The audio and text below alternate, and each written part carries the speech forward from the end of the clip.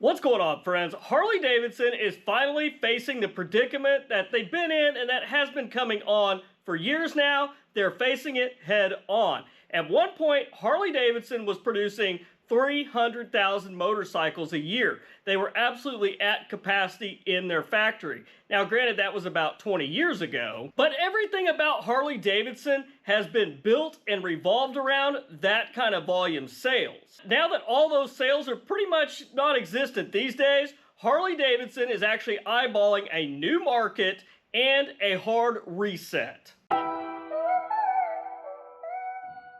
Harley-Davidson used to be a manufacturing powerhouse. They used to sell motorcycles like crazy. But over the years, as things have declined, nobody has ever really dealt with the declining sales head on, which has pretty much ended Harley-Davidson up in the position that they're in now.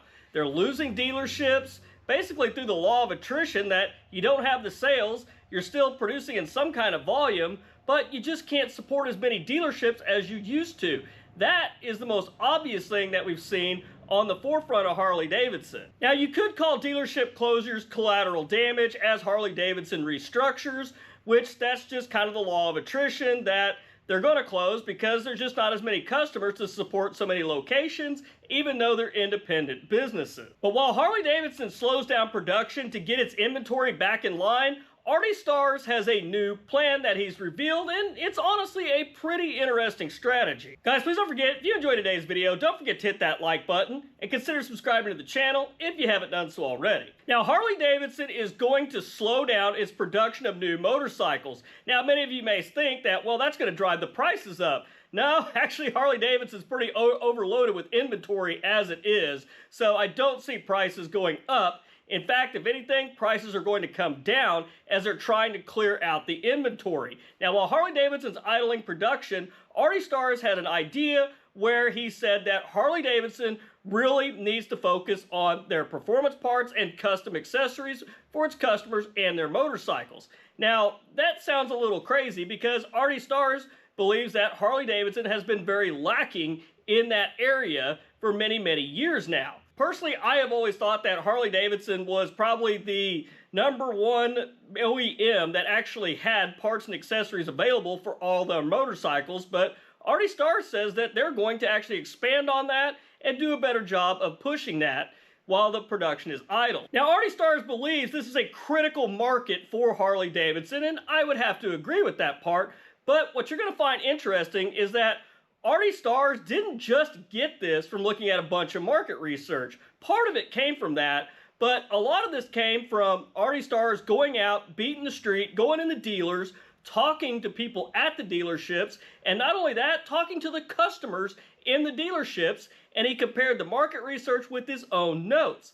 Guys, this man was doing this even before he got the keys to the kingdom and a paycheck from Harley-Davidson. He was doing this just when he knew he was getting the job. I gotta say, that's really big on the new CEO's part. The last guy Harley-Davidson had as a CEO, he didn't even show up to the dealer meetings or even be bothered to take critical phone calls when it was absolutely necessary. The dude was nowhere to be found. So in a way, it does make sense for Harley-Davidson to focus on its parts and accessories market while production is slowed down and idled, because if you ramp that up and push that out there and sell it at a fair price, maybe undercut some of the aftermarket stuff, because I'll be honest with you, I don't feel like a lot of the Harley-Davidson parts and accessories are really that bad. And honestly, they're probably a lot better than some of the crap you can buy on the aftermarket. Now, I'm not saying everything on the aftermarket's bad. A lot of it's really good, but there's a lot of Amazon brand stuff that you don't want. But by doing this, they can sell their parts and accessories, maybe at a lower price, out to people that already own a Harley-Davidson motorcycle, or as always, put those as add-ons on a new Harley-Davidson purchases, especially if the plan is to lower the price to get the inventory moving to clear the pipeline out so they can ramp production back up again. Harley-Davidson's weathered a lot of storms through its financial arm by Eagle Mark Savings Bank, while the sales have slowed down over the years.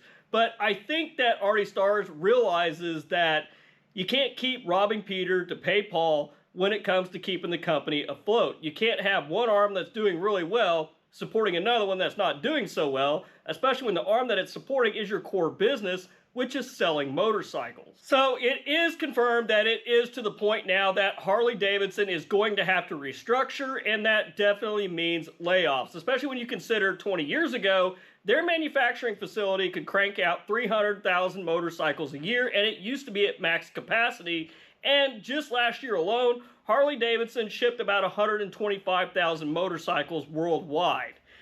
That's kind of scary when you think about it, because when you look at numbers like that, you know the layoffs are going to happen at this point. So it has been confirmed from Harley-Davidson that all the Revolution Max powered bikes, being the Pan America, Sportster S, and the Nightster, production of those is going to be moving to Thailand. That is going to happen. Now, whether they're going to be shipping those bikes back to the United States for sale after they've been built in Thailand, that we've yet to see, because they have said also that all motorcycles that would be sold in the U.S. will be built in the U.S., but they might kind of be referring to more like the Milwaukee 8 big twins and stuff, and they're not going to start building those overseas and shipping them back. As Artie Starrs has always said, he is committed to Milwaukee, but as you know, the engine plant is in York, Pennsylvania, so curious to see what happens there as well. Harley-Davidson has just grown so much to the point where it can no longer sustain itself as it is now. When you have a factory that's operating at literally less than half of its capacity, some cuts have to be made, and unfortunately that is going to be with office workers as well as blue-collar workers out in the factories. I'm sad to say that. That's pretty much been confirmed at this point.